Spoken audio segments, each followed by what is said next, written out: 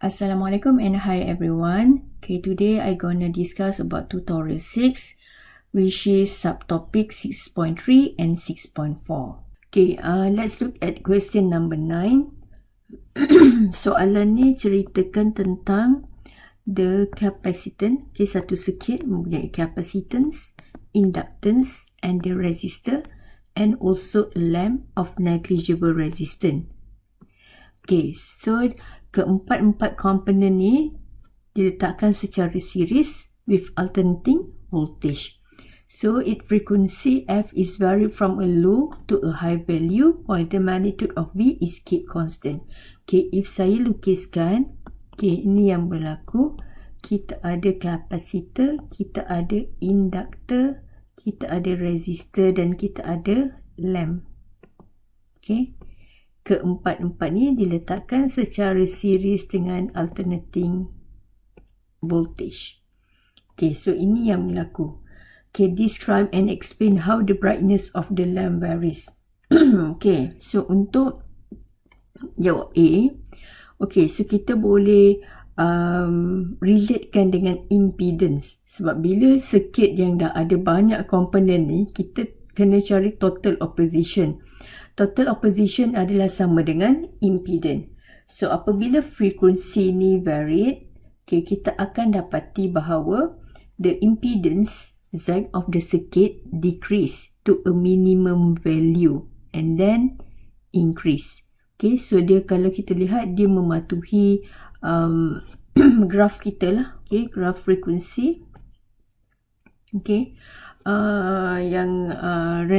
Graf resonant frekuensi yang kita dah belajar. Okay, so dia akan naik dan kemudian dia akan drop. Okay, kemudian okay, kita dapati kat sini bila Z minimum, okay, nilai pada ketika tu nilai XL adalah sama dengan XC. Ini adalah di mana keadaan yang kita panggil sebagai resonant, iaitu Z minimum ni berlaku ketika kedudukan dia sama dengan R. Okay, since the current flow in the circuit increase to a maximum, then decrease, the brightness of the lamp increase to a maximum at resonant. Okay, sampai resonant, lepas tu dia decrease semula. Okay, dia sama ikut macam graf kita. Okay, kemudian okay, ni adalah apabila yang what you need to explain lah. Okay, dan B, dia dah beri voltage, dia dah beri nilai C, nilai inductance, resistance. Okay, dan the circuit is at resonant. Okay, find the resonant frequency. So this one kita just gunakan formula resonant frequency. So substitute, kita akan dapat jawapan. Okay, 410.9 Hz. Okay, after that calculate the maximum RMS current. Okay, kita dah diberi nilai voltage. Nilai voltage tu yang diberi adalah VRMS, iaitu VRMS tu 0.02. Okay, normally kalau dia tak beri apa-apa sign tentang maximum ke peak ke, itu adalah RMS. Okay, dan bahagikan dengan resistance, so kita akan dapat the maximum current. Then, okay, soalan seterusnya, the voltage, calculate the voltage across the capacitor. Okay, VC. Okay, VC tidak sama dengan VR, tak sama dengan VL. Kerana VC adalah equals to I darab dengan XC. XC tu adalah the capacitive reactance. Okay, iaitu 1/2 pi FC. Okay, so sekarang nilai F kita dah dapat sebab daripada resonant frequency tadi. Ingatlah kes ni berlaku ketika resonant frequency. So F dah tahu, nilai C is given, so we can calculate the voltage across the capacitor, which is 2.16 volt. Okay, itu untuk soalan 9. So now we move to question number 10. Okay, 0.7 Henry inductor and a 150 ohm resistor are connected in series. Okay, sekarang kalau kita tengok, dia ada inductor, dia ada resistor. So, dia adalah RL circuit. Kemudian kita nampak sekarang dia connect dengan AC source of RMS voltage. So ini adalah VRMS. Frekuensi adalah 50 Hz. Calculate the reactance of the inductor, iaitu XL. Lepas tu nak cari impedance. Okay, we just use the formula of XL equals to 2 pi FL. Then we get the answer lah sebab semua value dah tahu. Kemudian find the impedance. Okay, so untuk letak RL, so impedance dia hanya disebabkan oleh resistance dan juga reactance of the inductor lah, iaitu masukkan dalam formula R equals to square root R square plus XL square. So we get the answer to 66 ohm. Okay, now we move to question number 11. Okay, diberi a 6.2 millihenry inductor, okay, connected to an AC generator. Determine the peak value of the current supply by the generator. Okay, so dia dah bagi kat sini 12 volt dan frekuensi. Okay, so ingat apa yang diberi dekat sini, ini ada nilai VRMS. Okay, kalau dia tak mention tu adalah peak, means that itu adalah RMS value. Okay, nak cari the peak value of the current. So, I peak. Okay. So, because we already know about the value of RMS voltage, so kita boleh dapat IRMS lah. Okay. So, oleh kerana dia bagi frekuensi, dia bagi nilai inductor, kita boleh relatekan persamaan VRMS kita ni dengan XL. XL adalah equals to 2 pi FL. Okay. So, jadi IRMS akan sama dengan 0.57 ampere. But remember itu bukan jawapan akhir sebab kita nak cari the peak current. So, the peak current is equals to IRMS darab dengan satu. So, dapat 0.81 ampere. Okay, now we move to question number 12. Okay, the reactance of a capacitor is 240 ohm. Okay, this one adalah XC. Okay, reactance of a capacitor. Kemudian frekuensi 580 Hz. What is the reactance when the frequency is 960 Hz? Okay, maksudnya ini F1, this one is F2. Okay, firstly, okay, kita boleh cari dulu nilai C daripada nilai reactance of the capacitor. Okay, kenapa nak cari nilai C? Because nilai C tu, nilai capacitance bagi sesuatu kapasitor tidak boleh berubah.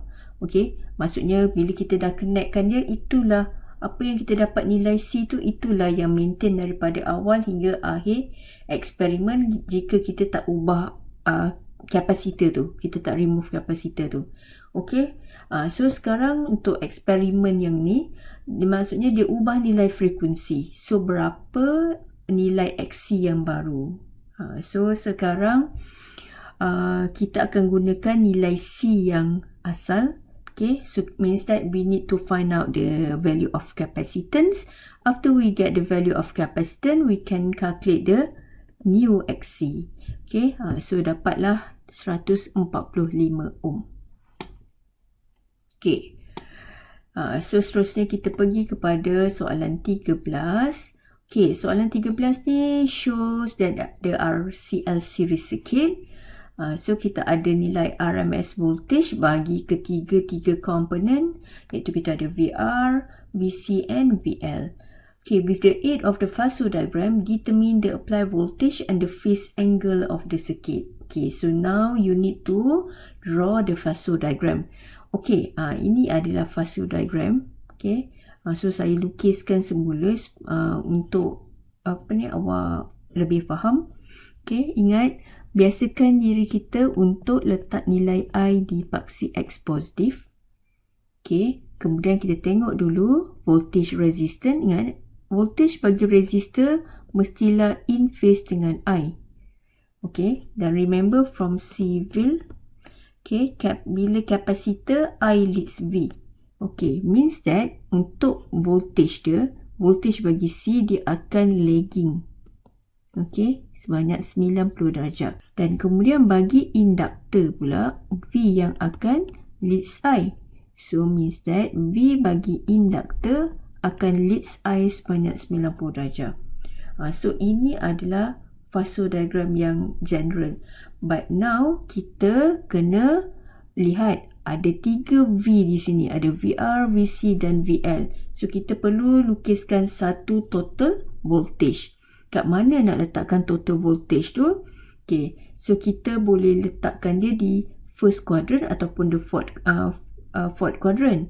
Okay, tapi sekarang first ke fourth quadrant? Kita akan tengok pada value of voltage.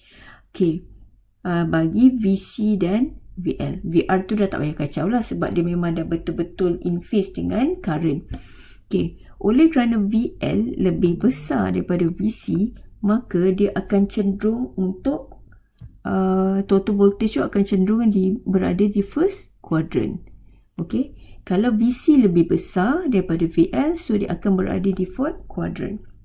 Okay, oleh kerana ini adalah total voltage, so ini adalah kita punya the phase angle. Okay, so inilah vasodiagram kita. So kalau kita lihat, ini lukisan. Okay, ini adalah bagi vasodiagram. Okay, apa lagi nak? Okay, determine the applied voltage and the phase angle. So dia minta kita cari berapa nilai V, okay, iaitu total voltage tu, dan berapa nilai phase angle. So kita boleh kira by using this formula. Ingat, ni adalah letak RLC. So VR tu dah berada di paksi X. Okay, so dia akan come alone lah. Okay, come alone. Dan for the VL and VC, kalau kita lihat, dia berada di Y component. So jadi kita kena kumpulkan dia lah. X component, ingat V ni sebenarnya adalah V bagi X component kuasa 2 tambah V bagi Y component kuasa 2. Oleh kerana V pada Y component ni adalah disebabkan oleh VL dan VC. Okay, so jadi sekarang kita tengoklah VL yang lebih besar pada VC, jadi VL yang tolak VC. Okay, so square root jangan lupalah sebab kita kan nak cari menggunakan teorem Pythagoras. Okay, so jadi kena punca kuasa 2. So dapat total voltage 251.02 volt. Nak cari phase angle, okay, sama juga teorem Pythagoras, iaitu tangent theta tu. Tangent theta sama dengan paksi Y over paksi X. Okay, paksi Y kita adalah VL tolak VC. Paksi X kita adalah VR. So rearrange, kita akan dapat, kemudian the phase angle is 52.45 degree. Okay. So soalan dia lagi, B, which quantity lacks current or voltage? Explain your answer. Okay, kita nak dapatkan B ni, okay, daripada vasodiagram lah. Mana satu yang lagging? Okay, so kita akan compare total voltage dengan I lah. Okay, mana yang tertinggal ke belakang? So yang kalau tertinggal ke belakang adalah current lah. Okay, so current yang lags. Okay, kerana phase angle kita adalah positif, iaitu phase angle kita berada di first quadrant, which is VL is greater than VC. Okay, ni greater lah saya rasa. Sorry. This VL is greater than VC. Okay, that's why lah phase angle tu berada di kuadran yang pertama. Okay, C, calculate the current flow. Okay, calculate the current flows in the circuit if the resistance of the resistor is 26 ohm. Okay, so sekarang nak cari I. Okay, V dah tahu. Okay, jadi sekarang kita boleh gunakan VR equals to IR lah, sebab VR telah diberi dalam soalan, so R telah diberi juga. Okay, ingat VR akan sama dengan IRR, VC akan sama dengan IXC, VL akan sama dengan IXL. Okay, bukannya total voltage. Okay, dia adalah spesifik mengikut voltage bagi setiap komponen tu. Okay, D. Okay, find the inductance and capacitance if the frequency of the AC source is 50 Hz. Okay, frekuensi 50 Hz. Berapa nilai C, berapa nilai L. Okay, kita boleh gunakan VC equals to IXC. Dan So the value of VC adalah, dan diberi dalam soalan tadi, 115. So I akan sama dengan, I tadi kita dah kira. Okay, ingat I yang lalu, yang flow pada resistor dan flow pada capacitor semua adalah samalah sebab semua komponen kita in series. Okay, so jadi boleh dapat XC. Kemudian daripada XC kita boleh dapat the value of inductance. Okay, same goes to the VL ni lah. Okay, VL sama dengan IXL. Okay, so XL kita dah dapat after we get the XL, we can calculate the value of L. Okay, then last question is, okay, find the resonant frequency. Okay, resonant frequency is equals to 1 over 2 pi sed LC. So dapat 30.3 Hz. Okey, seterusnya untuk soalan 14-15 awak boleh cuba sendiri dan boleh jawab dalam GC. Saya dah bagi task dalam GC, awak boleh selesaikan. Okey, so itu saja untuk hari ini. Thank you.